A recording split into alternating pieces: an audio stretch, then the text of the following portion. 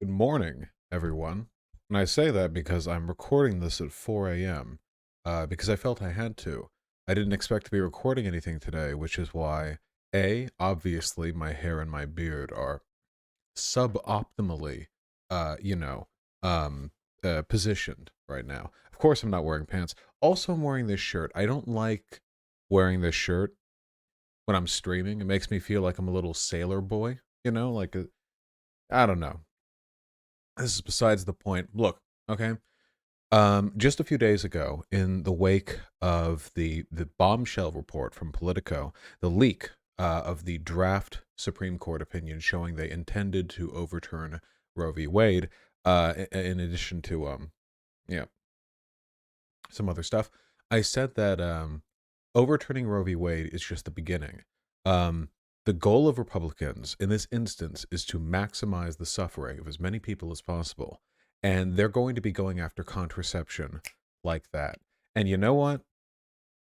I'm never wrong, but I was wrong about one thing here, and it was the speed with which they would make that turn.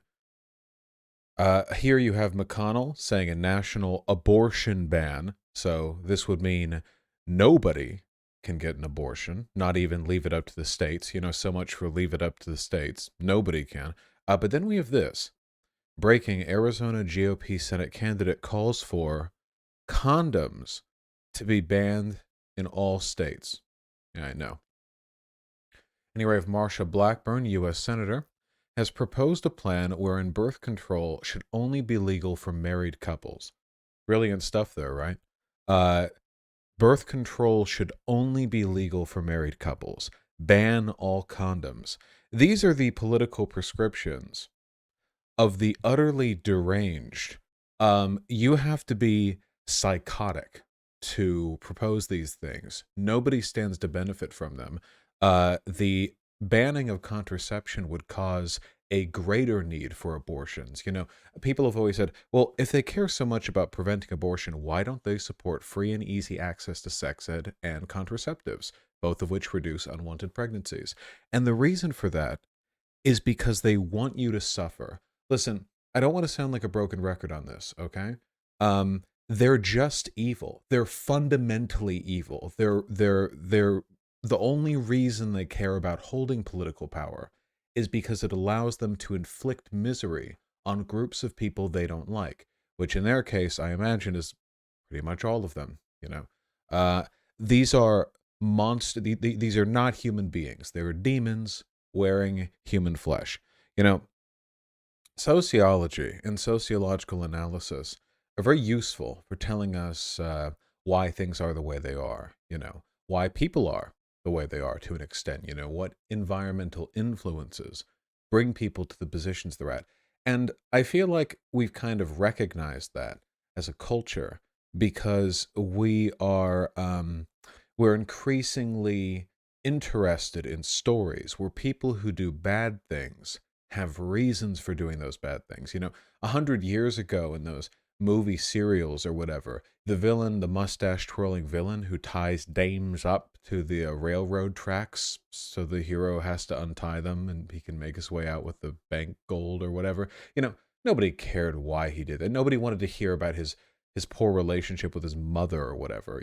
The increased fascination in the psyche of people who do wrong, I think it's reflective of a greater, I don't know, complexity of thought in the average person, at least when it comes to stuff like this or how it's reflected in media.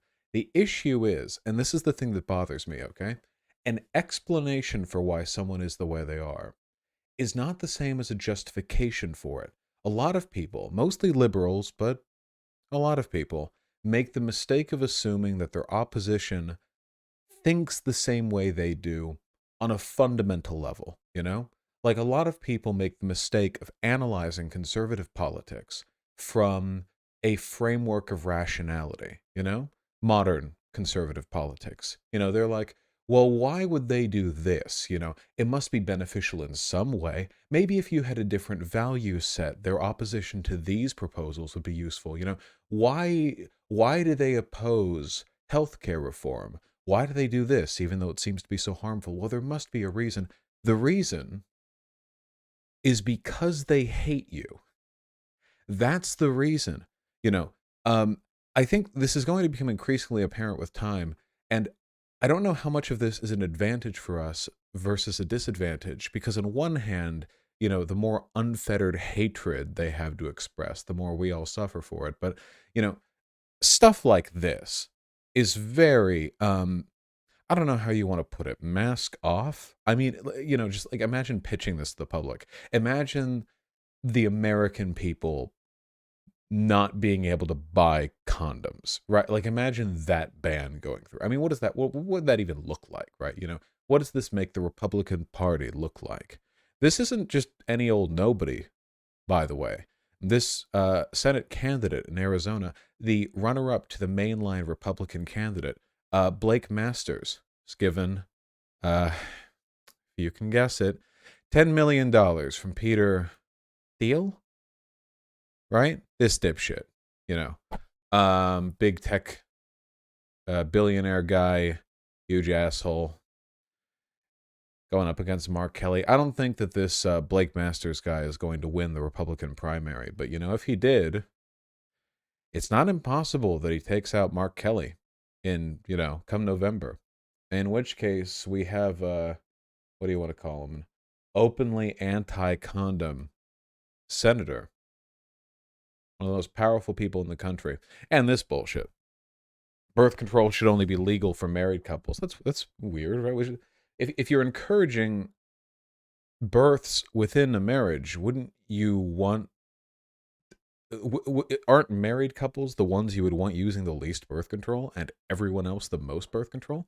Well, again, you're thinking rationally now. And that's the issue. The issue, again, is that they're evil. They really are. I don't know what else to say.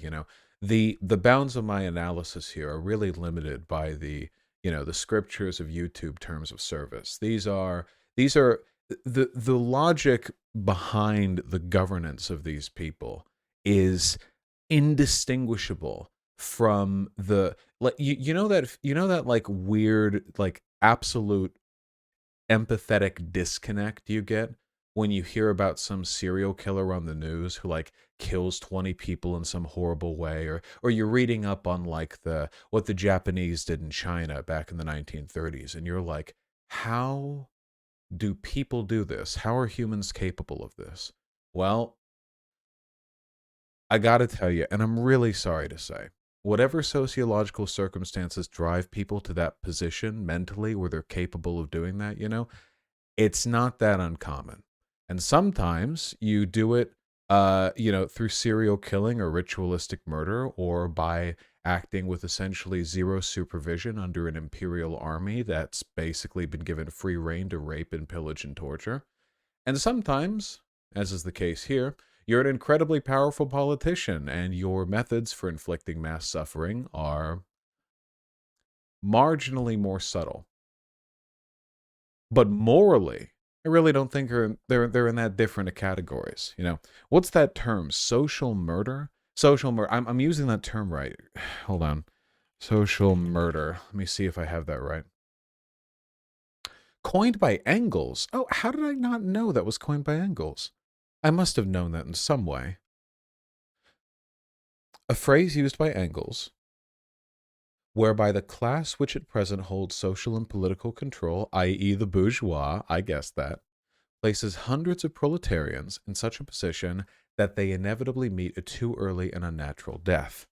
Very important concept, If a person walks into a mall and guns down 20 people, it's a mass shooting. That person's going to hang, or at least spend the rest of their life in jail. It's pretty simple morally. But if you're a Republican and you block healthcare reform that would benefit literally everyone, I mean, no one loses out on this. Like even the pharma, healthcare industry, insurance companies, whatever, they're doing fine, and tens of thousands of people die. Well, that's social murder. Nobody goes to jail for that. Or at least you have to do a really bad job of engaging in social murder to go to jail for that. I'm glad I got that term correct, even though it's 4:20 a.m. Nice. I have a stream in less than 9 hours. Um, Look, buy guns. No. We'll do, sure, feel free to if you want. There's a lot of this going on right now. All this anti-trans and gay stuff. Um, you've got that Louisiana bill, where they're going to charge women who have abortions for murder. Oh, in the language of that bill, see, people are saying that they might charge women with murder for getting an IUD. What's an intrauterine device? I think that form of contraception. There's no logic to it. Okay, absolutely none. Have you ever? Have you ever looked at a really? I keep trying to. I'm trying to reiterate this point, and I feel like how long have I been rambling? 11 minutes? Oh, that's not that long. I can ramble for way longer. I I feel like I really need to like get this in people's heads. Like, you need to understand, because I know there are liberals who watch me as well. There are a lot of people who watch me who are on my side on this, who understand that this is fundamentally a war for survival against sort of reprehensibly evil people who really don't have many political aims outside of causing suffering for others. But there are people in my audience, I think, who seem to believe in, again, it's not all liberals, but it's a lot of liberals, and they believe in like the process. They believe, yeah, yeah, okay, yeah, we have different values, but they're not evil. And I'm not saying every Republican voter is evil. I'm talking about the politicians here, the people who are really trying to put this through. I think a lot of the voters are evil. And I'm being very morally uncomplicated here, by the way. When I say evil, what I'm saying here is that their moral values, the ways in which they arrive at their decisions, their priorities, all of that, they're motivated by preferred outcomes, which are, at least by any reason, but by my ethical system, monstrously negative, and it's for that sake. It's not being done for anything else. There's no like utilitarian calculus being done where they're doing like brain math, and it's like, okay, we can make life worse for people in this respect and they'll hate us for it, but the benefit we accrue, there used to be trade-offs for this sort of thing, right? I mean, not always, obviously. The entire history of how America has treated ethnic minorities is a pretty good example of hatred and malice for hatred and malice's sake. But at least when I think of what would like principled conservatism be, Eisenhower? I don't know. Let me try to think. Okay, let me take something that's just bad, but I want to draw a contrast to it, okay? I'll give you an example. All right.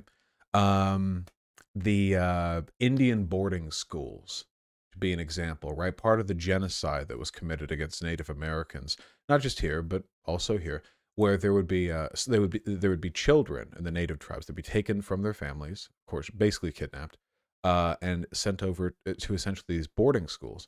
And the boarding schools, it was this kill the Indians, save the man. The idea was they try to civilize the savages.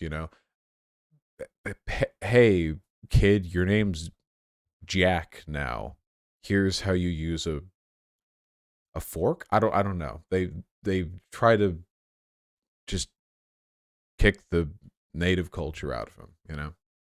And 98% of this, I think, is really just pure unrelenting malice. But there are writings done out of the day in which some of the people who uh, participated in this cultural genocide alongside the actual genocide of Native Americans, they thought they were doing something noble. Were they? Absolutely not. But that would be an example of what I would call, those people right there, an example of like, the outcomes are evil, but there's some kind of internal logic that you can appeal to.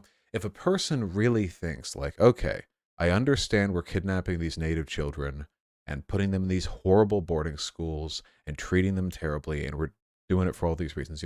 But I think there's a benefit to it. I disagree, but there's something you can talk with them about there. Like, why do you think this is beneficial? what values are you trying to maximize here? What outcomes? Can't you see it's being negative in this way and the other? At least you can talk about it, right? But if a person's like, if the only reason a person supports the boarding schools and the genocide of the natives, it is purely just like, yeah, they're Indians. We can do whatever we want to them. Fuck them. Get out of here. If that's the logic they're employing, there's really not a solution to that outside of killing them, because they've kind of close. Yeah, or I'm sorry, socially killing them, politically disempowering them. There's not much else you can do, right? When words fail, we couldn't debate the Nazis out of the Holocaust, right? We had to kill the Nazis out of the Holocaust, which worked out. It was a preferable method. Um, what am I trying to get at here? Right, Republicans are evil. They are just absolutely fucking insane, and they are evil. And I think it's important to know that while it is entirely possible that a lot of them are doing this as part of some kind of insane grift to keep up with the most radical wing of their faction, at this point I don't really think it matters. The perceived sincerity of these figures as they propose shit like ban all condoms is absolutely irrelevant. I don't think it means anything at that point.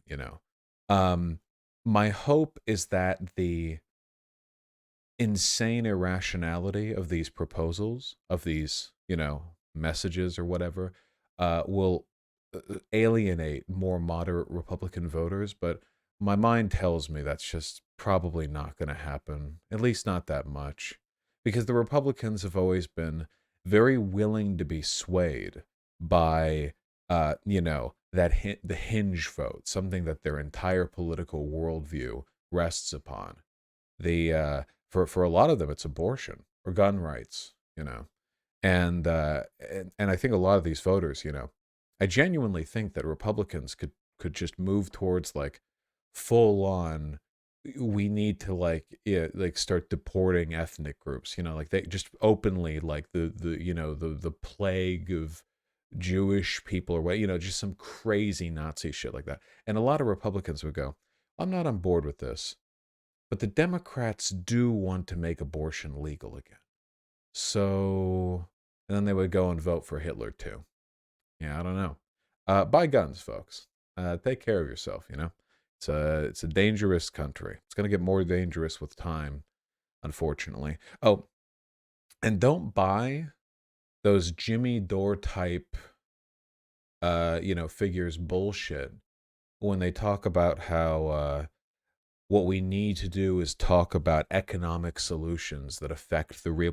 Nobody cares. Okay, people care about what they're told to care about, and Republicans, the voters, I mean, do not care about any of that, because if they did, they wouldn't vote Republican. Republican politicians have almost uniformly contemptible economic positions. It's very difficult to defend them, so they go on these culture war tangents to distract people, and it works. And it works.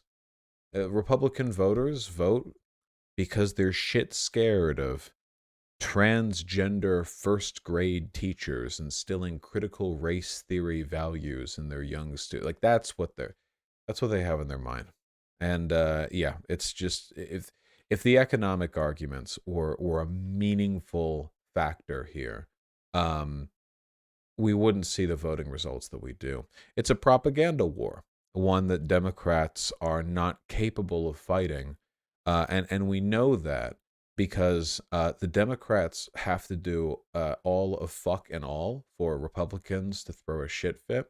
Meanwhile, you Clarence Thomas's wife conspiring to overthrow the government, and Clarence Thomas possibly refusing to recuse himself from a case in the discovery of those documents because it would protect his wife. Classic conflict of interest right there. And Republican candidates banning all condoms. I mean, what outcome? I mean, other than just wanting people to suffer.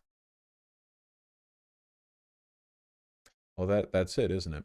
Anyway, the only reason I'm talking about this is, well, obviously it's important. The only reason I'm talking about this right now at 4:30 a.m. Saw this tweet from Claudia Brown. I'm just, I like her. She's nice. I have a confession to make. I thought Vaush was being unrealistic and exaggerating when he said that Republicans would be trying to ban condoms next. I'm honestly a bit surprised at that one. I knew they were a bit loopy, didn't realize how different they are. You're welcome. They're evil. They're they're just evil. Yeah, I don't know. Hopefully that's a realization we can all arrive at, even the Democratic establishment. And then I don't know. Maybe I could just magically be 7 feet tall while we're wishing. Yeah. I gotta go to bed. Cut the thing. I say to myself. The editor doesn't have to cut the segment. Okay.